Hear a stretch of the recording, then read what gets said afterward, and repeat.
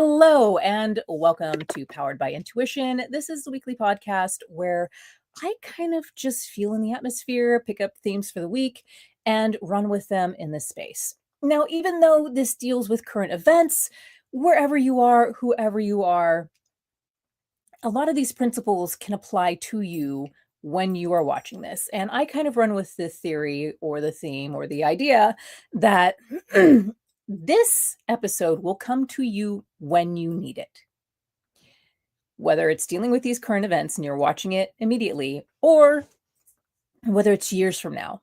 These concepts, these principles, these ideas, the main concepts, main or core principles and ideas can support you no matter the situation. Even though I'm going to be tagging on current events with this, listen up, take the principles, take the learnings that I share here so that you can navigate whatever you're going through, whatever circumstances you're up against. All right. So this week's Powered by Intuition is about this lovely phrase that I came up with, which is part a very cliche one that most of you know, and then I tag on a little end part to that. So it is talk is cheap. All right, we know that. That's a given. Talk is cheap. And no one wins the Apologetic Olympics. So what do I mean by the Apologetic Olympics? The Apologetic Olympics is something that a lot of people who have gone through abusive situations end up doing. They make excuses for the person, for these misbehaviors, for these misdeeds. And it is not their job or place to be making these excuses for someone else. And not only that, it withholds responsibility from the person who is doing the things that need to be corrected. It enables them to continue with it. Because the more that you are like, let me give you the excuse, let me give you the out, the more they're going to do it because they have no consequences to their actions. And now they have you backing them up and enabling this behavior. And me going through emotional and psychological abusive situations, guess what? I did that. Especially if you're a people pleaser, this is something that you're probably doing and you probably have no idea that you're doing it. One of the ways, once I started snapping out of the miasma or the sparkles, rose goggles of being in a situation that wasn't the best for me, because that honeymoon phase is one wicked psychological one over. It's that, okay, well, bad things happen and then, oh, they've learned and now they're better. And then you get slapped on the side of your face again. And then, oh, sorry, I did that. Okay, we've made up. It's better. And then they do it again. And it tends to escalate or get worse.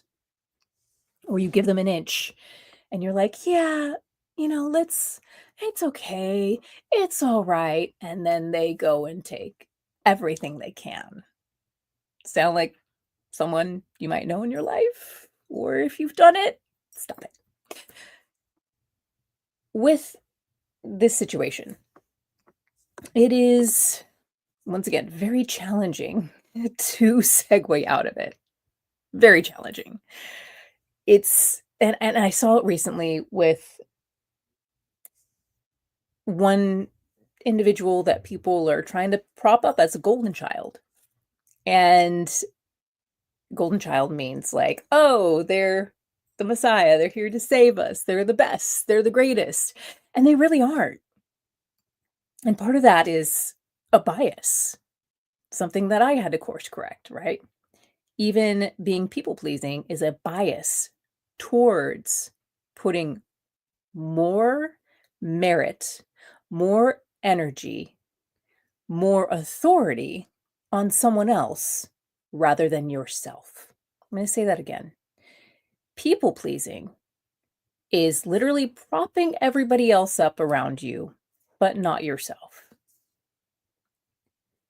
People pleasing is the way you put yourself down. And this can happen to anybody. I call it pedestalization, where you put someone up on a pedestal and kind of in these situations, either you're like, oh, wow, you got those rose colored or starry eyes for them. And you have these expectations that they're going to do this and this and this. And maybe they say that they're going to do this and this and this, but you're not paying attention to their behaviors or actions or track record or results. And guess what? They fall from grace. And they fall hard because we've dehumanized them, pedestalized them, put them up, prop them up on the throne, and then realize they're human. And that can happen in a multitude of ways. People with narcissistic tendencies tend to do this too. So a little snippet of why empaths tend to kind of find themselves in narcissistic relationships, because there are a lot of similarities there. Which is odd. It's very, you're like, no, there's nothing a lot. There are actually, once you get out of that emotional state and into a space of healing and processing the situation that created that connection, you'll begin to see that, oh, I see what happened here. I put them above myself. If you're an empath, you put them above yourself. And all that stuff. So coming back to this situation of pedestalization, that is part of the Apologetic Olympics. You do what you can to be like, oh yeah, well, they're a good person. They're doing the best they can. They're, they learned from their past things. And then you find out, and then they do something and you're kind of like, and it's just like on that threshold of, well, maybe they just, I don't think they really knew what they were doing. I don't think they really thought it through. Boys will be boys. Yeah. And this is something that I've had to catch myself in because I did a lot. I'm like, well, I understand where they're coming from. And, it's just, no, it's unacceptable. It's unacceptable. We get to stop accepting this behavior and start going, you know what? I'm not cool with that. One of the knee-jerk reactions that I get to catch myself in constantly when someone's like, oh yeah, sorry, blah, blah, blah, blah, blah, blah, I apologize. And I'm like, it's okay. How many of you do that? How many of you go, yeah, it's okay? No, it's not. It's not okay. Accept their apology, receive it, be like, hey, I accept your apology. Thank you. Fully acknowledge the apology. Thank you so much, Jen. Appreciate that. Fully acknowledge it, like receive it. As someone who's been in those positions of like, constantly being like, you're the bad person, blah, blah, blah, and then constantly like striving to be the best person and perfectionism and all this stuff. Like I had to let, thank you. I had to let a lot of that stuff go, that people pleasing mechanism that like, it's like the whips of slavery, basically. Because a lot of people with narcissistic tendencies, thank you for the gifts. Thank you so much. A lot of people with narcissistic tendencies will use that. They will call you the bad guy. They will blame you. They'll offset responsibility on you constantly because you're the only one who is going to do something about it. And once I figured out, like, these are not burdens that I'm willing to take on. I'm not willing to be manipulated in that way. And those benefits from that situation have really supported me. And so when a certain figure started coming out of the blue and people were like, wow, this person looks great. They're wonderful. They're saying all the right things. And I'm like, what are they doing? But they've learned from their past mistakes from these like, what have they done to show that they've learned? Talk is cheap and no one wins the Apologetic Olympics. We get to look at results because the results are telling. The results are the data. That's the information. A lot of times when I'm speaking with my kid who's a teenager, I get this retort back, but I didn't try to do that. Where I'm like, I don't care about what you tried or tried not to do. Yeah, I'm not the nicest, the fluffy little parent, okay? Like I'm very clear. I don't care of what you're trying to or trying not to do. I care about the results that are being created. These results tell me what is going on within the situation because this is reality. The trying or trying not to is not. What happened, happened. And we get to learn from those mistakes so that we can create our future. And that's challenging for people. Looking at these mistakes and then shifting our behavior, shifting our perceptions, shifting out of the Apologetic Olympics, trying to win that race to making someone look good and offsetting their responsibility. We don't get to do that anymore. It's not working. It's not working. But we have to really take a strong, thorough look at the results that they've created, at what they're actually doing.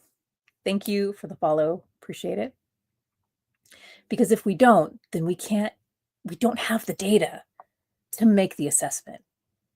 So even if someone you feel like you despise, you got to look at those results. Because whether you despise them or not, what have they created? And that's kind of scary because you're like, wow, there's some very nasty people that have created exponential harm.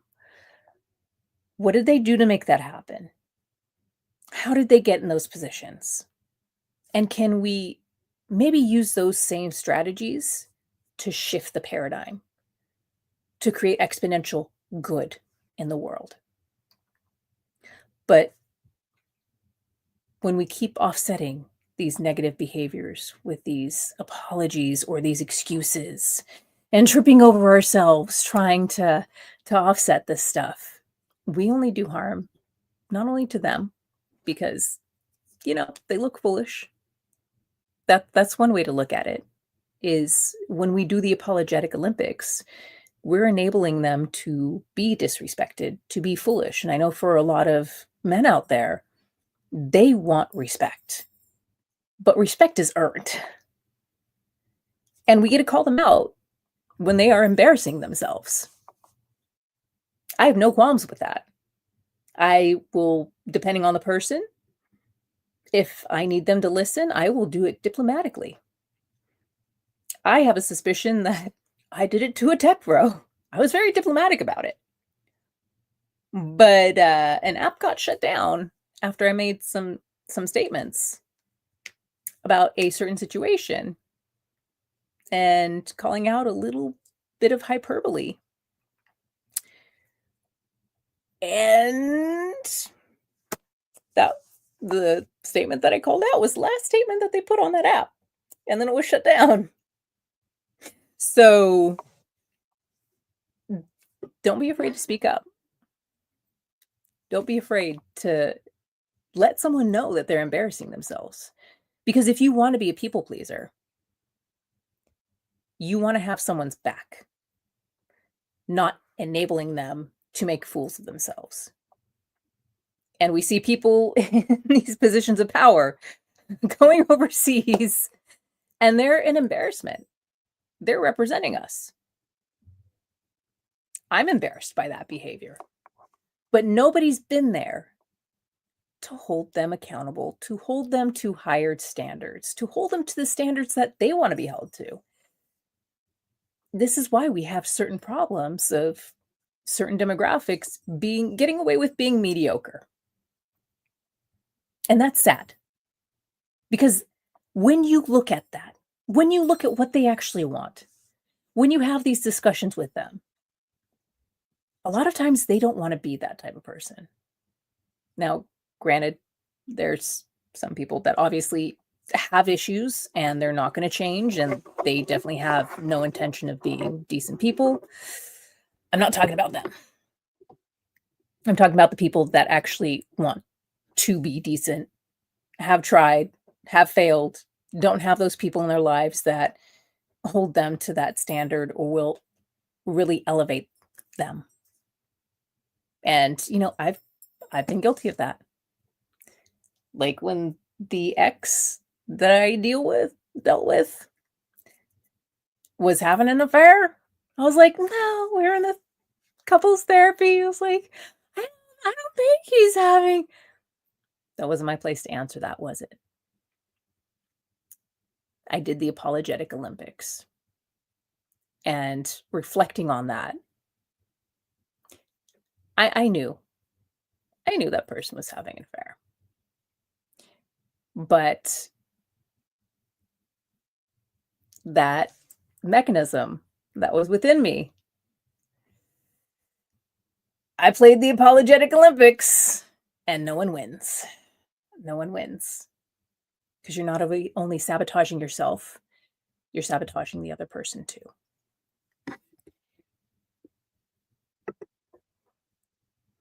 So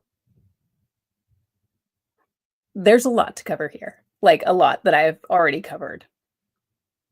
But let's go through the main points, which is we don't get to apologize for other people and their behaviors. If they're big figures, they're big enough to handle their own battles. We do not need to be their knights in shining armor. We don't. We really don't. Like if they're a celebrity, if they're a politician, let them fight their own battles. Let them be mature enough to fight their own battles. We're not going to infantilize people. Okay? That's number one. Because when we infantilize people, when we feel like, oh, we got their back, we're going to support them, and they don't ask for it, yeah, that's not necessary. Let them be mature enough to fight their own battles, especially if they're men. A lot of men want to be like that masculine archetype. Let them fight their own battles. Because a lot of them are getting really accustomed to being infantilized. And that's embarrassing. I find that thoroughly embarrassing. It's dehumanizing. The next thing is people pleasing. When we sit there and people please, we are underhandedly putting ourselves down and propping up everyone else around us. And nobody deserves that. And there's a way to do it where, everyone wins. And part of that is holding people to the standards that they profess. If they're embarrassing themselves, be like, that's a little embarrassing. Doesn't sound like if some person is splaining, like mansplaining, women, I've had women do it too. Be like, yeah, it's kind of embarrassing because it sounds like you don't really know what you're talking about. I don't care if they block me. Even if I have abandonment issues. That's another thing that I've had to work through. But you do not need to put yourself down to please others. Okay? The next aspect of it, of the Apologetic Olympics, is really do your research. Look at the results. What are the results that people are creating? And, I'm going to highlight something that I think really needs looking at the results that it's creating, which is the manosphere. I'm looking at this and I'm like, gosh, these dudes are embarrassing themselves. and they're setting themselves up for failure only to be marketed to. Oh boy, Starling's going at midnight. That's gonna be fun. But with the manosphere, it's very, very concerning. I'm looking at these guys and they're being groomed to be the perfect customer, the ever perpetual customer, because they're being promised these results that aren't working, that are causing harm, that are causing women to distance themselves from these dudes, never want to do anything with them. So naturally, they're going to gravitate towards other things.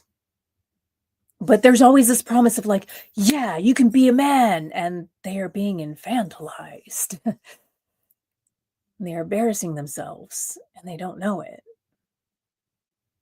because they are in an echo chamber and they're not looking at the results that are actually being created. Now, some people do. Some people wake up and are like, yeah, this doesn't feel right. This isn't working. But a lot of them, unfortunately, are kind of lost. So these are the things that happen when we do the Apologetic Olympics. We sacrifice another's ability to step up, to be mature, to be responsible. And we sacrifice ourselves in the process. And that's a sad thing. Like, I experienced that firsthand, being that person, which is why I came up with the term the Apologetic Olympics. But yeah, no one wins at that game, which is a shame. So to wrap this up, I'm going to segue a little bit to what comes next, in addition to Powered by Intuition, is I'm going to start a course. Hopefully I'll start recording this tonight, get things edited and up within the next couple of days.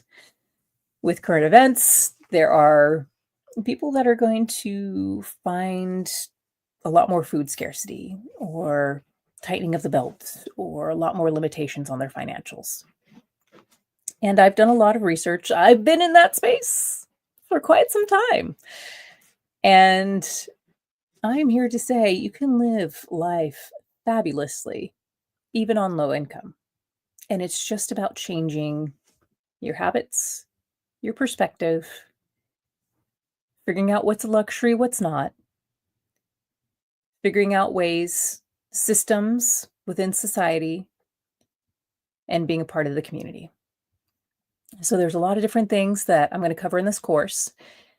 And yeah, that'll definitely support people that are off of SNAP benefits. I mentioned earlier on the other live streaming platform as I was getting set up that I grew up with my great-grandparents. They were around until I graduated high school, and they went through the Great Depression, they went through the Spanish flu, World War I, World War II, like they went through it. But the greatest thing that I learned in that set of great-grandparents were Eastern European immigrants. This is on my maternal side of the family. The other side of the maternal side of my family were Italian immigrants. And then paternal is Native and African. But my great-grandparents, who were the Eastern European ones, just by being around them, witnessing their behaviors, picking up on a lot of those behaviors, fond childhood memories around those behaviors, I learned a lot about how to navigate the situation that we're in. Now, the Italian side left memoirs. I barely knew that one, but the memoirs gave me insight into going through COVID because of their experience with the Spanish flu. And I was like, wow, there's a lot of correlations here. And I'm glad that they gave me the template and behaviors, understanding and know-how to get through the situation. It's like a little bit of history repeating. So my great-grandparents that I grew up with, married for 72 years. Oh my God. And I learned so much. Like what they learned or the behaviors that they changed, the habits that they moved with during the Great Depression, they kept those things. So simple things like going to the Eastern European bakery that was up the street, we'd get like a rye bread, fresh rye bread, amazing, and then just slather on butter, not toasted, not warm, not anything, just layer of butter on there. Perfect snack. Incredible. Like it's just perfect. It was good. And that, I guess, was part of the Depression era meals, is just putting a little slab of butter and that's a snack. And so there's things like that. They used to, they lived behind some shops. One of them was a toy store. So they would go dumpster diving and find us like the best toys that the toy store just threw out for whatever reason. So those things were fond memories for me. Another thing is like, if the bread was moldy, they would just cut off the mold and be like, here, it's fine. So as icky and as like cringe as that sounds, those are things that got them through. Making sure that everything was used. Making sure that, they could sort their way through this. Everything got repurposed. And so I have a lot to teach around this scenario. I have a lot to teach around how I've navigated being off of, SNAP, EBT benefits, even though I do qualify for them. But I have not needed to use that resource. And for my own reasons, I have not chosen to be on them. So there are ways that you can live life luxuriously on a very, very low budget. So I'm going to teach on that. It's going to be a lot of mindset work. A lot of the same things are in the Resilience Journal that I published earlier this year. So if you want to check that out, feel free to check that out, because I'm going to incorporate some of those things within there. And then there will be some worksheets, some guides, because there's, I looked up some of the phrases from the Depression era. And then I have my own phrases of how I navigate these situations of tightening a notch on the belt and navigating what life throws at you. Because, my life hasn't been easy. I show up here and I'm like literally just getting off of work. My hair's a mess, or it's not, it looks fine, but no makeup, fresh face. Like I just get all set up, turn this on and get started. But there are ways you can navigate it.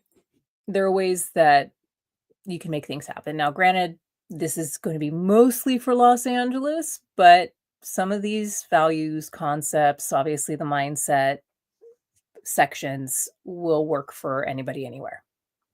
So that is that. And I'm really excited to start that course. Kind of nervous. It's going to be on YouTube. It will not be on TikTok. It will be on YouTube. So if you're on TikTok, click in my bio. You can find my YouTube, where I'm currently streaming right now, as well as on TikTok. And I will start getting those up soon, and I'll put another link in my link tree on that as well. And so that is the fun stuff that is coming up. And that is my contribution to those who are going to be struggling at this point in time. It's a big learning curve. It's a big one. But I believe in you all, and anybody who's struggling. I believe that there is the knowledge, the will, and the way to get through it, no matter what circumstances you're facing. So thank you all for joining, and I'm going to end the live stream on YouTube, but I will be over on TikTok if you want to join me over there. So good night, everybody, and have a good one.